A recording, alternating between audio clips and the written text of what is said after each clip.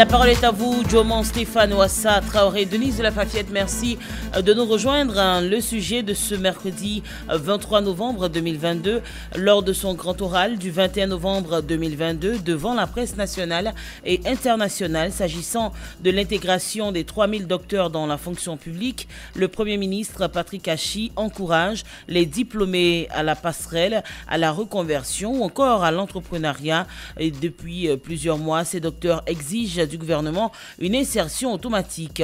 Quelle solution pour concrétiser cette proposition du Premier ministre et que pensez-vous de cette proposition justement du chef du gouvernement ivoirien? Nous attendons vos avis et commentaires maintenant même au 27 20 21 44 48 ou au 27 20 24 27 87.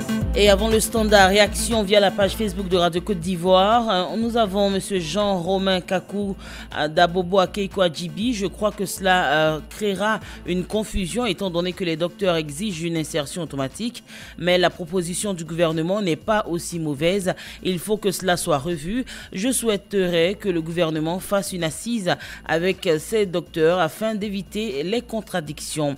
Amara Ouattara, la reconversion, l'entrepreneuriat, d'accord, mais il faut que l'État les soutienne dans le financement de leurs projets et même essaie d'en recruter dans le secteur privé pour faire des recherches. Cela est possible. Mais pour l'instant, il faut sauver une situation, d'où des actions concrètes. Après donc avoir organisé tout cela, il faut aussi des assises pour revoir notre système d'enseignement pour ne pas que nous ayons à donner des enseignements dans les filières sans déboucher, enseigner pour que nous ayons des filières qui aspirent à un développement de nos pays.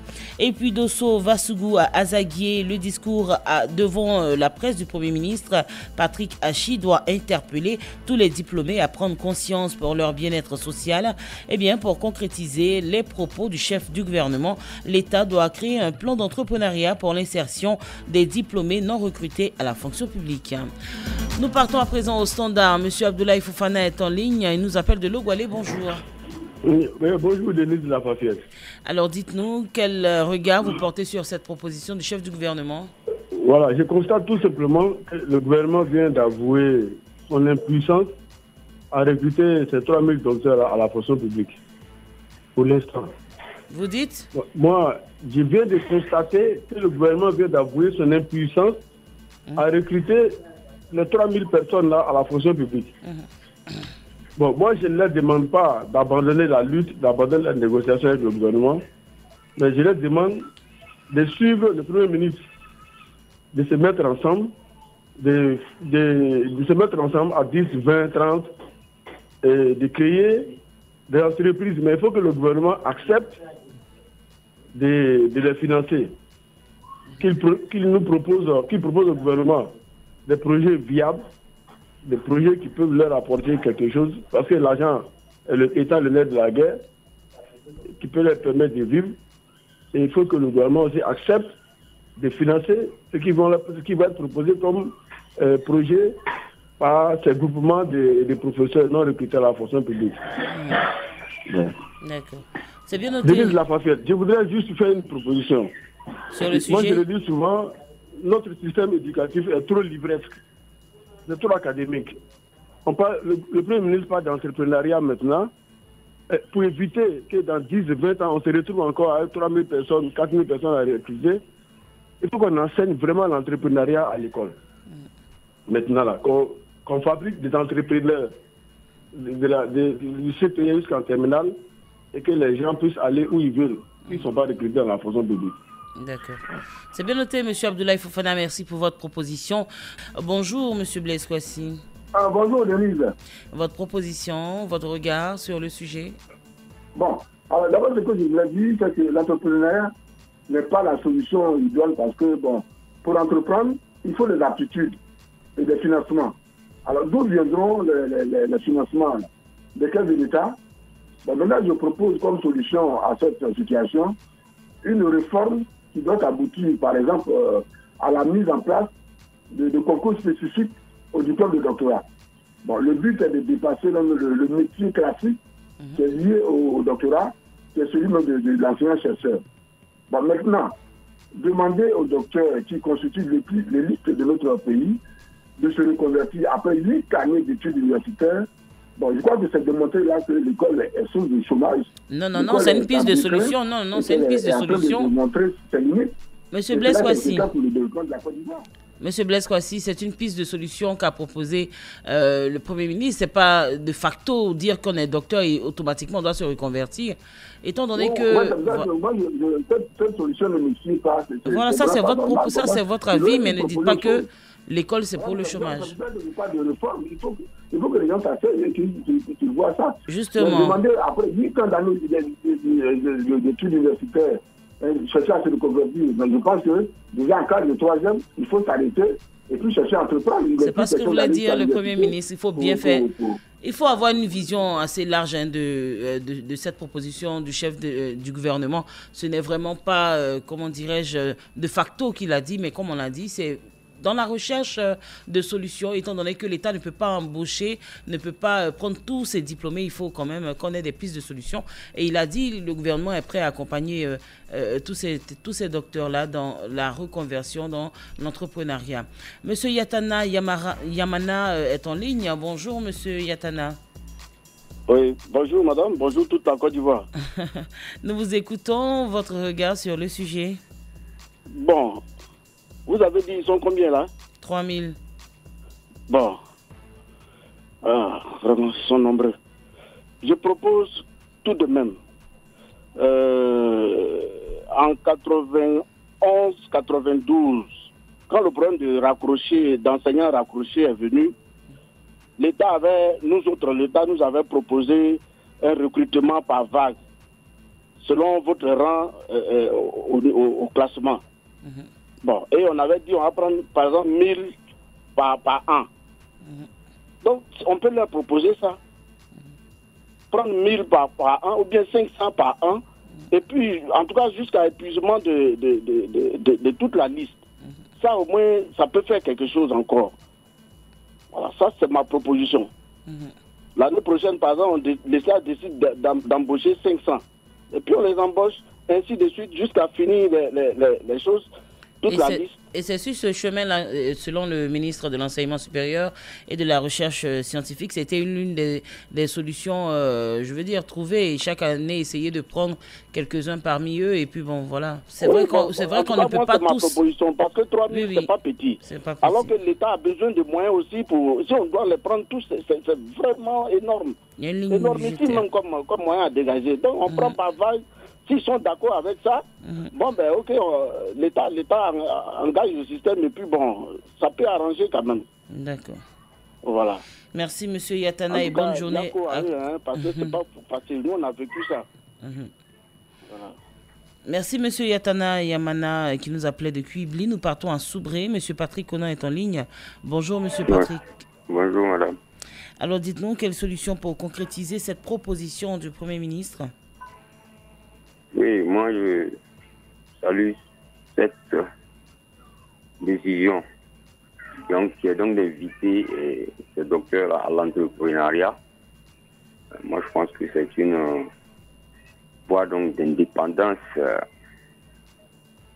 voilà, dans la vie. Parce que lorsqu'on arrive quand même à s'en sortir dans l'entrepreneuriat, c'est une bonne chose. Mais là, il faut que le ministère de l'Emploi ou bien de l'entrepreneuriat se mette en œuvre pour faire aboutir un peu les projets des gens, les projets des jeunes, voilà, des gens qui ne vont pas rentrer dans la fonction publique. Il faut que l'État les accompagne. Voilà. Maintenant, cela n'est pas, j'espère que ça ne sera pas une opportunité pour l'État de s'engager et de se désengager, donc de recruter les gens dans l'État. C'est là également une voie de l'État. Voilà, mais bon, c'est que la mesure donc, du Premier ministre doit consister vraiment à trouver un milieu. Voilà, ce sera vraiment une médiation favorable, intermédiaire pour l'État et pour ces docteurs-là. Mais vraiment, il faut que le ministère de l'Emploi, le ministère de l'Entrepreneuriat se mettent vraiment en œuvre. Parce que si à ce niveau ça échoue, ces docteurs vont toujours demander leur intégration à la fonction publique. Merci bien, Monsieur Conan Patrick, qui nous appelait de Soubré. Bonne journée à toute la population à Soubré. Nous partons à Waribota, c'est à Bonan. Monsieur Boussoubi, bonjour. Bonjour, Denis. Que pensez-vous de cette proposition du chef du gouvernement? Oui, moi, je retiens une chose. Je retiens la passerelle. C'est quoi la passerelle? Puisque la plupart de ces docteurs, ce sont les docteurs des enseignants-chercheurs. Le problème ne se pose pas chez les docteurs en médecine, en pharmacie et autres. Et ils sont épargnés. Donc, moi, je retiens l'idée de la passerelle. Est-ce qu'on ne pouvait pas leur proposer d'autres chemins?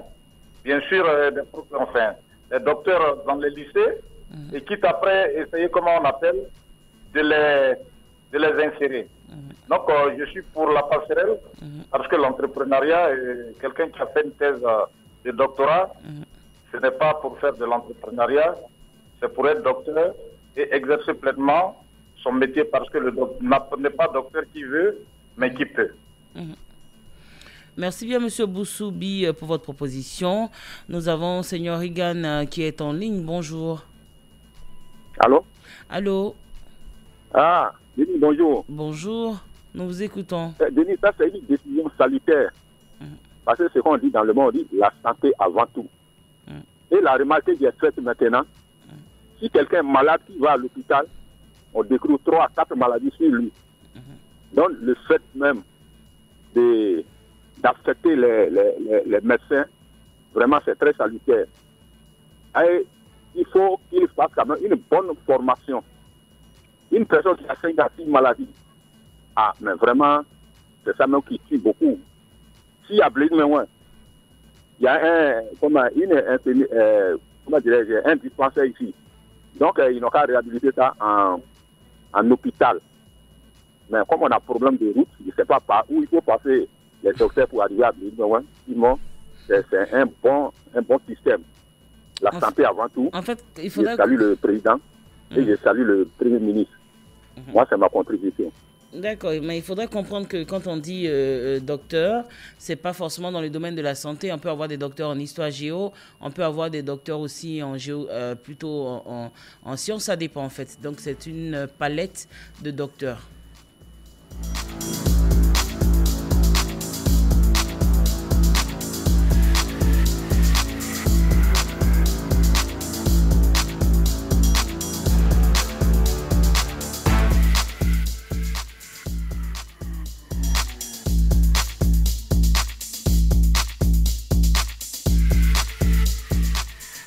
Nous avons M. Ouattara qui nous appelle de Yopougon, plus précisément à la Cité Verte. M. Ouattara, bonjour. Bonjour, madame. Votre proposition, quel est votre regard sur le sujet du jour? Concernant ma position, moi je pense que ce que le Premier ministre vient de dire, apparemment c'est bien beau. Mais c'est la phase pratique qui est le problème. Parce que nous autres, nous avons été diplômés, titulaires du baccalauréat depuis 2002. Et on a tenté toutes sortes d'expériences en matière de concours, ça n'a pas marché. Donc nous sommes reconvertis en commerçants. Et après s'inscrire au guichet emploi jeune pour financement, jusqu'à présent, rien n'a été fait. Rien n'a été fait depuis 2 ans de cela. Même la fois dernière, il y avait un débat concernant le financement des jeunes Ivoiriens. Adama Bakayoko, j'ai appelé dessus. Malgré ça, jusqu'à présent, rien n'a été fait. Nous autres qui vivons la situation, c'est nous qui voyons la réalité. Vous voyez un peu. Moi, je pense que vraiment, quand ça se dit, ça doit se traduire dans les faits. Merci bien, monsieur Ouattara. Merci, monsieur Ouattara. Bonne journée à toute la population de Yopougon. Madame Ouya nous appelle de Iré, c'est à Divo. Bonjour, madame Ouya. Bonjour, ma soeur. Nous vous écoutons. Comment ça va chez vous? Très bien, merci. Et chez vous? D'accord. Bon, moi, je remercie le Premier ministre par rapport à sa proposition. Vous savez, il a déjà dit que tout le monde ne peut pas travailler à la fonction publique. Malgré tous les diplômes que vous aviez, on peut, par rapport à quelque chose, on peut avoir quelque chose. Donc, qu'est-ce que moi je demande? Il faut beaucoup de sociétés en Côte d'Ivoire.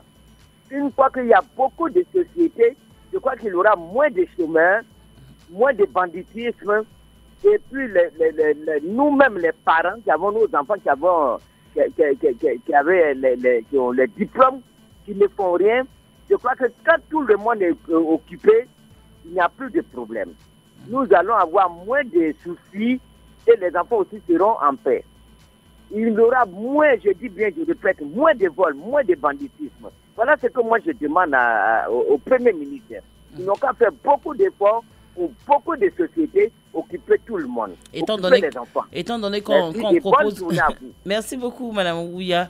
Étant donné que le chef du gouvernement propose à ces docteurs de s'orienter également vers le secteur privé, parce qu'il y a également un fort besoin de leur capacité. Nous partons via la page Facebook de Radio Côte d'Ivoire pour quelques réactions avant de prendre M. Konapoï Lazare. M. Jean-Romain Kakou nous appelle plutôt, on a déjà lu cela, on va plutôt prendre une autre fiche. M. Grégoire Yaokonan, notre système éducatif doit être repensé pour éviter ces genres de situations. Le gouvernement devra proposer des solutions concrètes pour insérer ces diplômés dans l'administration, sinon le fatalisme pédagogique s'emparera de ceux qui sont encore sur les tables bancs qui souhaiteraient faire de longues études. Bertin Tola à Brobo, cette proposition du Premier ministre démontre que le gouvernement n'a pas de solution pour embaucher tous ces docteurs après ces années de dur labeur, ne devient pas docteur qui veut, donc je propose que l'État de Côte d'Ivoire aide ces docteurs à se reconvertir ou à entreprendre, car sans argent, rien n'est possible. Et puis, M. Bosson Asserémy à Yopougontois Rouge, toutes les propositions du gouvernement sont bonnes et elles sont les bienvenues. Toutefois, j'aurais souhaité qu'au niveau de la santé publique, le gouvernement crée de petites cliniques modernes, bien équipées, et confier donc la gestion de ces médecins, de ces cliniques à ces médecins sans emploi, tout en définissant la limite de leurs activités. Le système fonctionne bien au niveau des pharmacies. Ça pourrait être aussi une révolution dans la santé publique. Monsieur Guédé Eric est en ligne. Bonjour, Monsieur Guédé. Oui. Allô? Oui, allô. Monsieur Guédé, comment analysez-vous cette proposition du Premier ministre? Bon, bonjour d'abord. Bonjour. Moi, je remercie l'État ivoirien pour cette proposition. Effectivement, l'État même doit vraiment bien réfléchir pour cela, parce que vraiment il y a plein de chômeurs dans ce pays actuellement. L'entrepreneuriat est très important pour la Côte d'Ivoire. Nous, jeunes de Côte d'Ivoire, nous devons entreprendre. S'il y a des maisons d'entrepreneuriat, il n'y aura pas de chômeurs, et puis il n'y aura pas des gens qui vont prendre des filles pour aller faire quoi que ce soit. C'est parce qu'il n'y a pas ce genre de choses que les jeunes s'adonnent à des choses qui ne glorifient pas vraiment le nom de la Côte d'Ivoire. Donc que vraiment le gouvernement prenne soin de cela afin de pouvoir entreprendre les non scolarisés, tous ceux qui ne vont pas à l'école là, qu'ils puissent entreprendre quelque chose dans des petits métiers, maçonnerie, pomperie, tout ça là, s'il y a ce genre de choses là, il n'y aura pas de problème. Donc vraiment c'est que l'État a dit qu'ils prennent cela à bras le corps et puis que ces docteurs-là soient bien formés, en tout cas bien aguerris pour qu'ils aient des fonctions, pour ne pas que demain qu'ils deviennent un danger pour la population. Donc vraiment, je vous remercie. Dieu bénisse les messieurs. Merci beaucoup et très bonne journée à vous. Madame, monsieur... Pardon? Il nous disait qu'il appelait Dicia, c'est ça? Ok, merci bien, monsieur Guédé Eric. Dernière réaction via la page Facebook et ça sera la fin de cette émission. Namori Bakayoko, enseignant à Touba, la fonction publique ne peut recruter tous les diplômés faute de places budgétaires limitées. Il convient donc de s'orienter inéluctablement et indéniablement vers l'entrepreneuriat, gage d'une réussite sociale. Et puis Roger Nyanzou de Bafia Sud Komoé, la reconversion n'est pas une mauvaise chose. Tout est une question de contenu de formation dans nos universités publiques et privées et surtout de mentalité à faire en sorte que la polyvalence fasse partie de nos habitudes intellectuelles. La parole est à vous, c'est tout pour aujourd'hui. Merci d'avoir donné vos avis au sujet du jour. La parole est à vous, Djomon Stéphane, Ouassa Traoré et Denise de la Fafiette. Très bonne journée à tous sur Radio Côte d'Ivoire.